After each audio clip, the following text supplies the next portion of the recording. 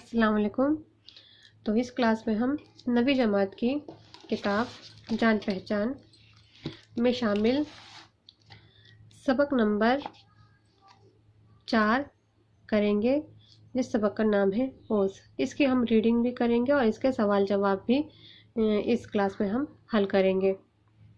और ये सब जो चीज़ें इसमें लिखी हुई हैं ये मैंने किसी बच्चे से किताब ली है, तो उस बच्चे ने इसमें पता नहीं क्या क्या लिख रखा है, तो इस पे आप फोकस ना कीजिएगा, आप सिर्फ पढ़ने पे ध्यान दीजिए।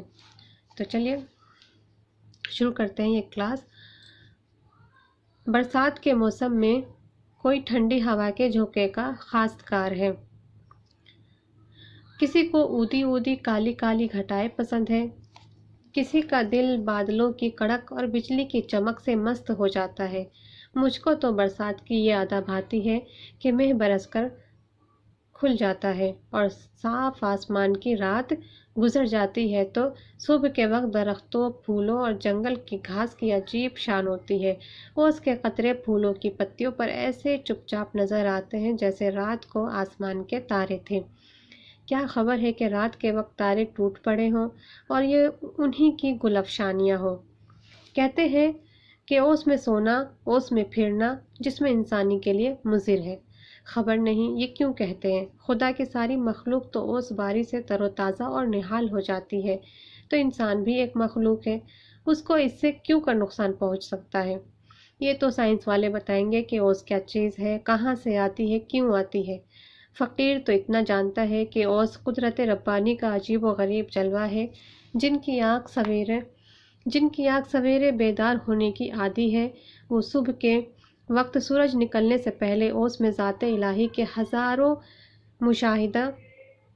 हज़ारों जलवों का मुशाहिदा करते हैं। एक शख्स को देखा कि बाग में जूही के फूलों के पास झुका हुआ कुछ देख रहा था और ऐसा मुस्तगरक था, यानी उसमें डूबा हुआ था कि दुनिया व माफिया की खबर नहीं थी। दर हकीकत जूही के फूल परवोज़ का अंदाज क़यामत का होता है। छोटा फूल, नाजुक पत्तियाँ और उस पर ओस की नन्ही नन्ही बूंदें हिस्सो हरकत करने वाले दिल के लिए महशर से कम नहीं। ओस की उम्र बहुत थोड़ी है, रात को पैदा होती है और सूरज निकलते वक्त मर जाती है। ओस की सैराबी बाराने रहमत की तरह हर खास व आम, छोटे बड़े, ऊंचे नीचे के लिए यकसा मुफीद है, मगर मेह सूरज का मुकाबला करता है, बादलों के लश्कर लाता है तो आफताब को पोशीदा होना पड़ता है। मगर ओस बेचारी बड़ी डरपोक सुलह कुल है। आसमान पर जब सूरज का अमल दखल नहीं रहता और बादल भी अपने घरों से चले जाते हैं, उस वक्त ये नमूदार होती है और सूरज के निकलने के साथ ही जान दे देती है। इंसान अगर ये शिकायत करे तो हक बजानिब है कि ओस तमाम दरो दीवार को, शजर व हिजर को तर कर देती है, मगर किसी प्यासी ज़बान की तिश्नगी दूर नहीं कर सकती। उर्दू ज़बान में एक मसल है कि ओस जब पड़ती है तो हाथी भीग जाता है। गोया हाथी ओस में नहा लेता है मगर चिड़िया की प्यास नहीं बुझती। ये कुदरत का एक गहरा राज है, इसमें ओस की कुछ शिकायत न करनी चाहिए। बहरहाल अल्लाह ताला की निशानियों में से ओस भी एक निशानी है, जिसको देखकर दिल हक परस्त में इरफान यज़दा के जज्बात पैदा होते हैं। ये सबक के लिखने वाले ख्वाजा हसन निज़ामी है। ये एक मजमून है जो ख्वाजा हसन निज़ामी ने लिखा है।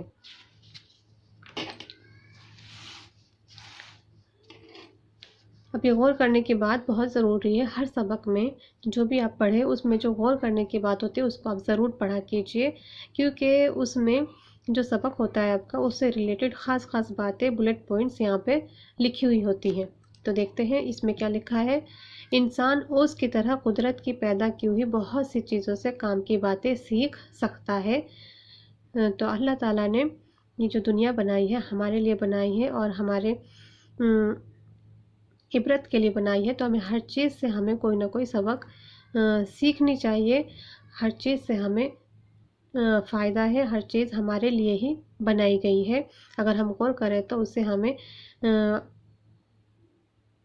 अल्लाह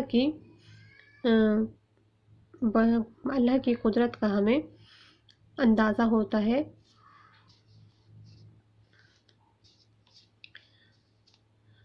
تو پہلا سوال دیکھتے ہیں، سوچیے اور بتائیے۔ پہلا سوال ہے، اوس کے قطرے پھولوں کی پتیوں پر کیسے لگتے ہیں؟ تو آئیے اس کے سوالوں کا ہم جواب دیتے ہیں۔ سوال نمبر 1، اوس کے قطرے پھولوں کی پتیوں پر کیسے لگتے ہیں؟ جواب ہے، اوس کے قطرے پھولوں کی پتیوں پر آسمان کے تارے جیسے لگتے ہیں، کہ مانو آسمان کے تارے پھولوں کی پتیوں پر آ گئے ہیں۔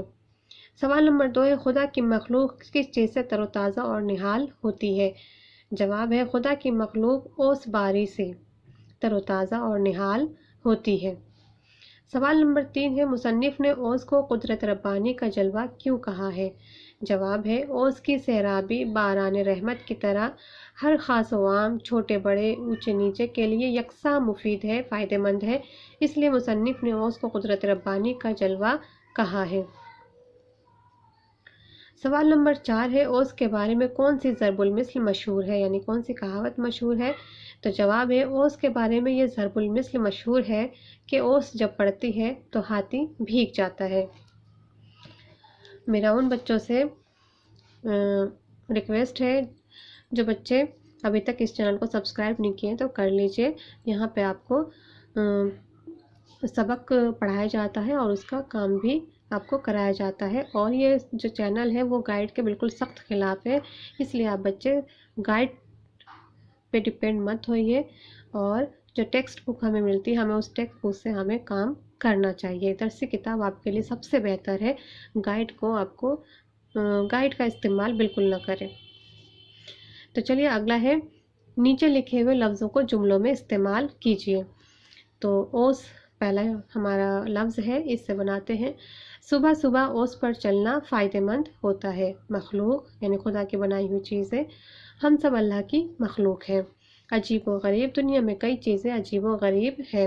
عمل دخل، قدرت کے قانون میں کوئی بھی عمل دخل نہیں کر سکتا۔ صلح کل، انسانوں میں انسانیت اور صلح کل ہونا بہت ضروری ہے۔ اس کے بعد آپ کو واحد جمع کرنا ہے۔ جذبات جمع ہے، اس کی واحد جذبہ۔ مشاہدہ واحد ہے، اس کی جمع ہوگی مشاہدات۔ جلوے جمع ہے، اس کا واحد ہے جلوہ۔ خبر واحد ہے، اس کی جمع ہے خبریں۔ گھٹائیں جمع ہے، واحد ہے گھٹا۔ بوند واحد ہے، جمع ہے بوندے۔ تو آپ کے اوس سبق کا پورا کام مکمل ہو جاتا ہے، اور ہمیشہ اپنے اندر یہ چیز ڈالیے کہ آپ اپنے درسی کتاب کا ہی استعمال کریں، اسی سے پڑھیں اور اس کے سوال جواب آپ دینے کی خود کوشش بھی کریں۔